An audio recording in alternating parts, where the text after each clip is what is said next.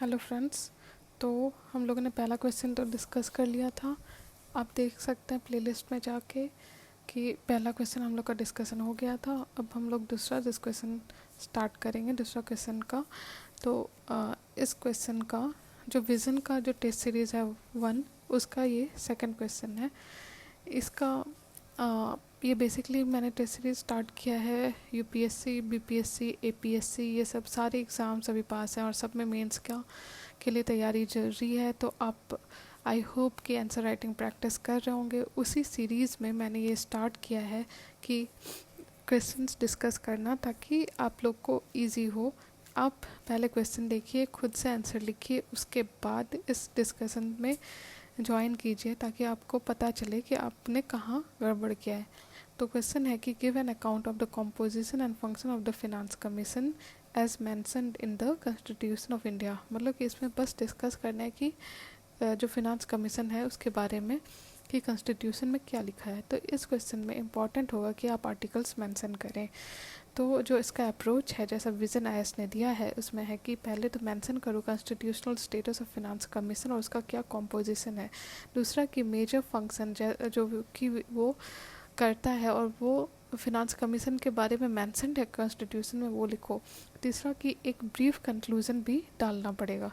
जो finance commission है, जो इंट्रोडक्शन है, वो आप ऑफ कोर्स बताते हुए डेफिनेशन के साथ आर्टिकल्स डालते हुए स्टार्ट करेंगे कि the finance commission is a constitutional body which is set up at an interval of every 5 years by the president under article 280 of Indian Constitution। उसका जो टास्क है वो इनेबल करता है transfer of resources from the centre to the state, और साथ में किस में हेल्प करता है, तो distribution among the states to basically overcome क्या ओवरकम करने के लिए, तो वर्टिकल एंड हॉरिजेंटल इम्बैलेंसेस जो कि इंडिया के फेडरल स्ट्रक्चर में है। तो बेसिकली इस जो भी डिस्ट्रीब्यूशन है वो देखता है और ओवरकम करता है वर्टिकल और horizontal imbalances.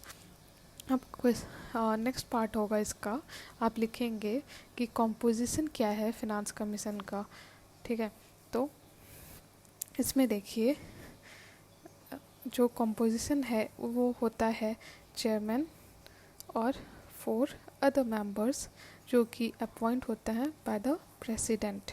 However, the qualification of these members और the manner in of their selection वो जो है कौन डिटरमाइन करता है, वो डिटरमाइन करता है बाय द पार्लियामेंट, जो कि कॉन्स्टिट्यूशन कहता है, कॉन्स्टिट्यूशन ने ऐसा कहा है। Accordingly, the chairman must be a person having experience in public affairs and other 4 members must be appointed from amongst the following। तो किसमें इसमें आएगा आपका हाई कोर्ट जज, special knowledge of finance and accounts रखने वाला कोई इंसान, मतलब पहला तो हाई कोर्ट जज, दूसरा कि कोई ऐसा इंसान जिसके पास स्पेशल नॉलेज हो फिनांस और अकाउंट्स का, तीसरा जिसके पास एक्सपीरियंस हो फिनेंशियल मैटर और एडमिनिस्ट्रेशन का, चौथा जिसके पास स्पेशल नॉलेज हो इकोनॉमिक्स का। ठीक है, तो फंक्शन क्या है फिनेंस कमीशन का, तो फंक्शन है ये भी मेंशन हुआ under article 283 of the constitution, जो कि कहता है कि its function is to make recommendation to the president regarding किस बारे में, तो डिस्ट्रीब्यूशन टैक्स के प्रोसीड्स का, दूसरा किस तरह गवर्न होगा granting aid of the revenues of the state out of consolidated fund of India, जो कंसोलिडेटेड फंड ऑफ इंडिया को देता है, तीसरा कैसे ऑगमेंट होगा the consolidated fund of the state, इसके बारे में, लास्टली कोई भी और मैटर जो कि रेफ़र किया जाए कमीशन को by the president in the interest of sound finances. ठीक है, तो ये सारे कॉन्स्टिट्यूशन में लिखे हुए पॉइंट्स हैं, तो ये आपको पता होना चाहिए, और आपको जब आंसर ऐसा हो कॉन्स्टिट्यूशन रिलेटेड तो आप ये मेंशन कर दो। Hence finance commission is a critical institution जो कि स्ट्रेंथन करता है फिजिकल फेडरलिज्म, मतलब कि जो tax governance grant in aid जिस तरह से फिजिकल फेडरलिज्म में हेल्प करता है, उसको बैलेंस करता है, तो उसको इसलिए बैलेंसिंग व्हील भी कहा जाता है। ठीक है, तो till date 15 finance commission have been constituted. The most recent जो है वो हेड किया था NK सिंह ने। ठीक है, तो ये सब तो आपको लिखना ही पड़ेगा तभी आपको मार्क्स आएगा।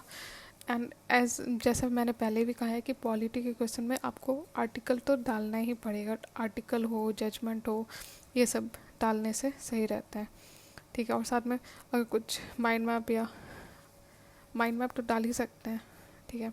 तो वैसा करके ज़्यादा अच्छा रहता है, बिकॉज अल्टीमेटली जो एग्ज़ाम चेक कर रहा है उसको अच्छा लिखना चाहिए। तो जब आप आर्टिकल्स डालते हैं, मैप्स डालते हैं, पॉलिटी में तो नहीं, आईआर में आप मैप्स भी डाल सकते हैं, ठीक है।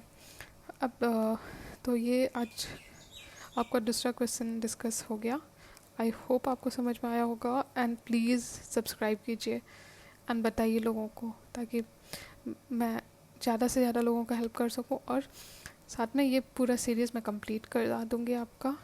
एंड आपको अगर अच्छा लगे, आप चाहते हो मैं कंटिन्यू करूँ पूरा सीरीज़, प्लीज़ बताइए, प्लीज़ कमेंट कीजिए, प्लीज़ लाइक कीजिए और सब्सक्राइब कीजिए। Thank you so much.